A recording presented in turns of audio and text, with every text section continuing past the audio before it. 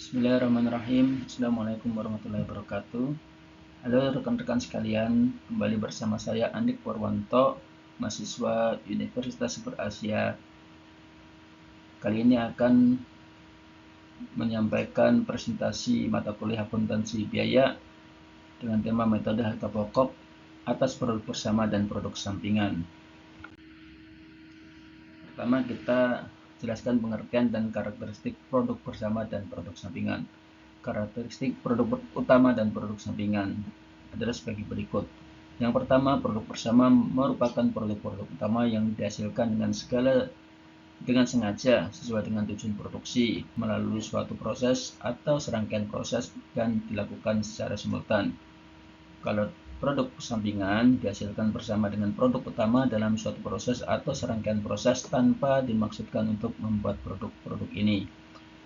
Kemudian yang kedua, produk bersama nilai penjualannya relatif besar bila dibandingkan dengan produk-produk sampingan yang dihasilkan dan relatif sama di antara produk-produk bersama. Kalau produk sampingan nilai penjualan relatif kecil atau tidak berarti bila dibandingkan dengan produk-produk utama. Kemudian yang ketiga, biasanya produk bersama dihasilkan dalam jumlah unit atau kuantitas yang besar. Kalau produk sampingan dihasilkan dalam jumlah unit yang lebih kecil. Yang keempat, produk bersama seringkali memerlukan pengolahan lebih lanjut dan pembungkusan. Kalau produk sampingan kadang-kadang memerlukan pengolahan lebih lanjut dan pembungkusan. Kelima, produk bersama salah satu produk tidak dapat dihasilkan tanpa memproduksi yang lainnya. Kalau produk sampingan, produk ini tidak akan dapat dihasilkan tanpa memproduksi produk utama. Berikutnya adalah biaya bersama. Biaya-biaya yang timbul dalam menghasilkan dua produk atau lebih dalam suatu proses produksi yang sama yang dilakukan secara simultan sampai dengan waktu atau titik pisah. Gambarannya adalah seperti berikut: proses bersama dan biaya bersama. Dalam memproduksi 3 produk dada, paha atas, dan jeroan, ada proses secara bersama, yaitu dari mulai ayam potong sampai proses bersama. Nah, disinilah timbul biaya bersama sampai nanti ketemu titik atau waktu atau titik pisah, baru nanti ada biaya masing-masing produk. Metode alokasi biaya gabungan untuk produk bersama dan produk sampingan. 3 metode alokasi biaya bersama. Yang pertama adalah metode nilai pasar. Banyak digunakan dalam mengalokasikan biaya bersama ke berbagai jenis produk yang dihasilkan secara bersamaan. Terdapat hubungan yang erat antara biaya dan barang dan harga jual. Pendapatan dari produk dapat menutup biaya-biaya yang terjadi serta memperoleh laba yang wajar. Harga jual atau nilai pasar produk pada waktu titik pisah diketahui. Untuk kondisi pertama, alokasi berdasarkan nilai pasar relatif dari masing-masing produk, presentasi margin laba bruto yang sama untuk semua produk. Contohnya, PT Jaya melakukan 3 produk, memproduksi 3 produk utama yang melalui proses secara bersama, yaitu produk A, B, dan C. Jumlah biaya bersama yang dikeluarkan untuk memproduksi ketiga produk tersebut adalah Rp960 juta. Berikut adalah data produksi dan nilai pasar dari ketiga produk tersebut pada titik pisah. Produk A diproduksi 60.000 unit. Harga jual per unit saat titik pisah adalah Rp30.000. Produk B diproduksi 90.000 unit. Harga jualnya Rp36.000.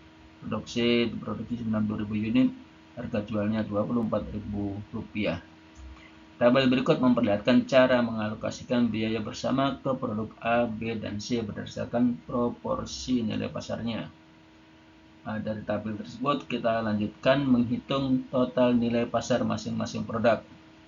Untuk produk A, nilai pasarnya adalah Rp1.800 juta. Produk B Rp3.240 juta dan produk C Rp2.160 juta. Kemudian kita hitung nilai pasar relatifnya dengan membandingkan total nilai pasar masing-masing produk dengan total semua produk nilai pasar semua produk. Produk A menjadi 25%, produk B 45%, produk C 30%. Setelah itu kita dapat menghitung alokasi biaya bersama, yaitu dari nilai pasar relatif tadi dikalikan dengan biaya bersama. Berikut adalah jumlah atau nilai alokasi biaya bersama untuk produk A 240 juta, produk B 432 juta, dan produk C 288 juta. Kemudian pada kondisi harga jual atau nilai pasar produk pada waktu titik pisah tidak diketahui.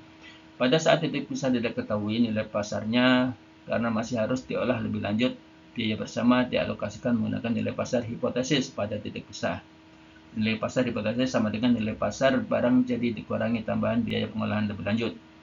Dengan menggunakan data dari contoh 1 di atas, dengan menambahkan biaya pengolahan lebih lanjut setelah titik pisah, maka diperoleh data sebagai berikut.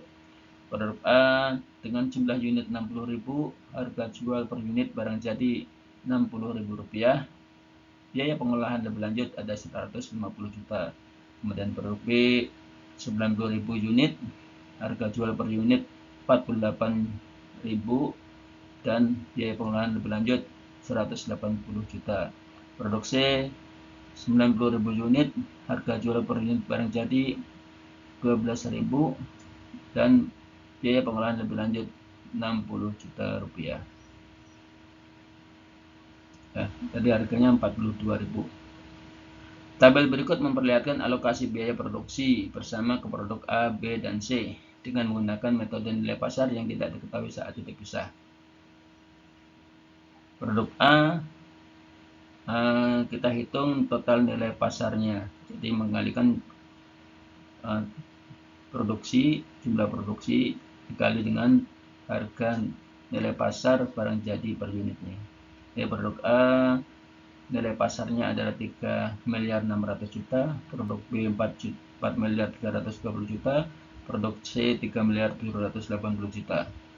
Dari sini kita mendapatkan biaya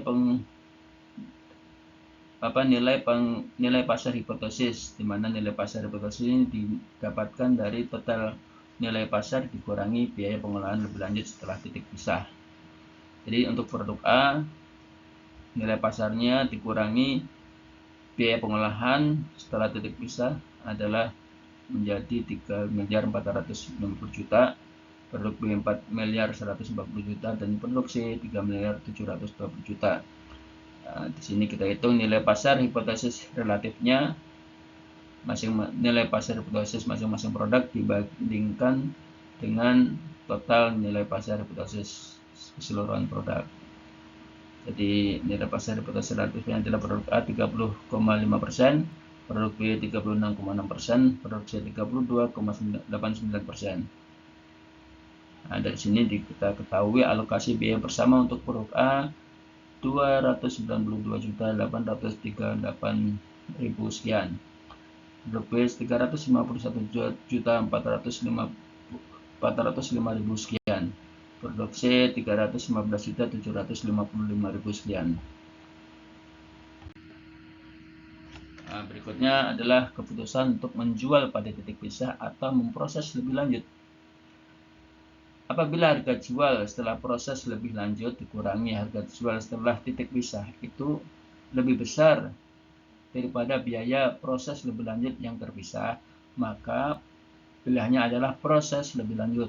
Tapi apabila harga jual setelah proses lebih lanjut dikurangi harga jual setelah titik pisah lebih kecil daripada biaya pengolahan lanjut biaya proses lebih lanjut yang terpisah, maka keputusannya adalah langsung dijual setelah titik pisah. Berikut ilustrasi keputusan menjual produk-produk utama saat titik pisah atau diolah lebih lanjut setelah titik pisah pada PT Jaya. Kita ketahui produk A harga penawaran Rp60.000, produk B Rp90.000, produk C Rp90.000. Produk-produk yang dihasilkan PT Jaya biasanya akan diolah lebih lanjut secara terpisah terlebih dahulu sebelum dijual. Terdapat penawaran dari salah satu pelanggan perusahaan untuk membeli ketiga produk tersebut setelah titik pisah tanpa perlu diolah lebih lanjut. Berikut ini merupakan harga yang ditawarkan untuk ketiga produk tersebut. Produk A harga jual per unitnya adalah Rp60.000 B 48.000, C 42.000. Biaya pengolahan lebih lanjut, produk A 150 juta, produk B 180 juta, produk C 60 juta. Diminta, apakah manajemen PT Jaya menerima penawaran tersebut atau tetap memproses lebih lanjut ketiga produk tersebut setelah titik pisah?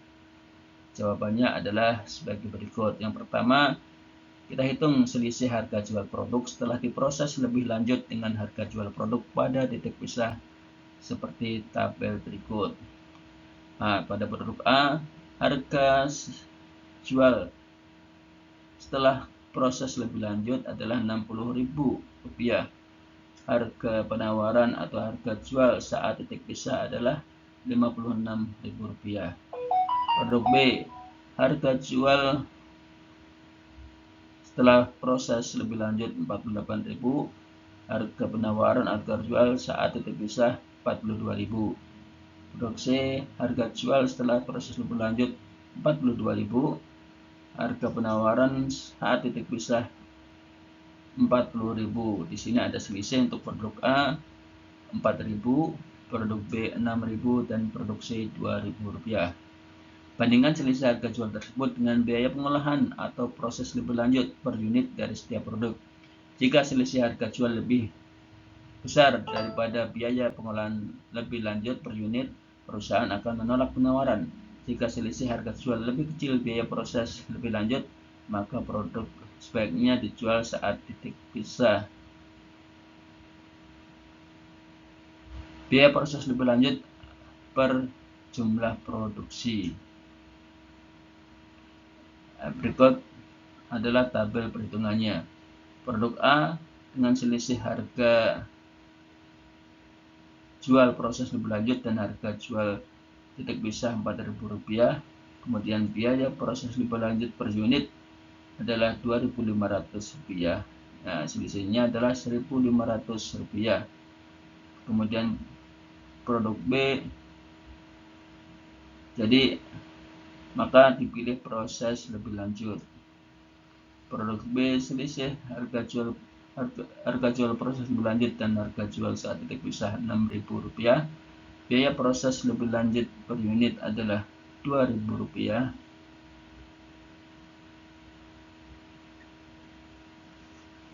Maka selisih Rp4.000 diputuskan proses lebih lanjut. Dan demikian juga dengan produk C. Selisih harga jual proses lebih lanjut dan harga jual saat titik pisah adalah Rp2.000. Biaya proses lebih lanjut per unit adalah Rp667. Ada selisih Rp1.333 diputuskan di proses lebih lanjut. Tiga produk tersebut lebih menguntungkan apabila diproses lebih lanjut secara terpisah setelah titik pisah sebelum dijual dibandingkan langsung menjualnya saat titik. Berikutnya adalah metode unit fisik atau metode biaya per unit rata-rata. Mengalokasikan biaya bersama ke produk-produk dengan menggunakan ukuran unit atau fisik, berat, volume, dan lain-lain sebagai basis alokasi. Apabila harus diukur dalam unit pengukur yang berlainan, maka dapat digunakan satu angka penyebut yang umum, common denominator. Contoh, PT Jaya memproduksi tiga produk utama yang melalui proses secara bersama yaitu A, B, C. Jumlah biaya bersama yang dikeluarkan untuk memproduksi tiga produk tersebut adalah 960 juta. Berikut adalah data produksi dari ketiga produk utama yang dihasilkan PT Jaya. Produk A produksi 60.000 unit, B 90.000 unit, dan C 90.000 unit. Tabel berikut memperlihatkan cara mengalokasikan biaya bersama ke produk A, B, dan C berdasarkan unit fisiknya. Jadi alokasi biaya bersama ke produk sama dengan jumlah unit sebuah produk dibagi jumlah unit seluruh produk dikali biaya bersama.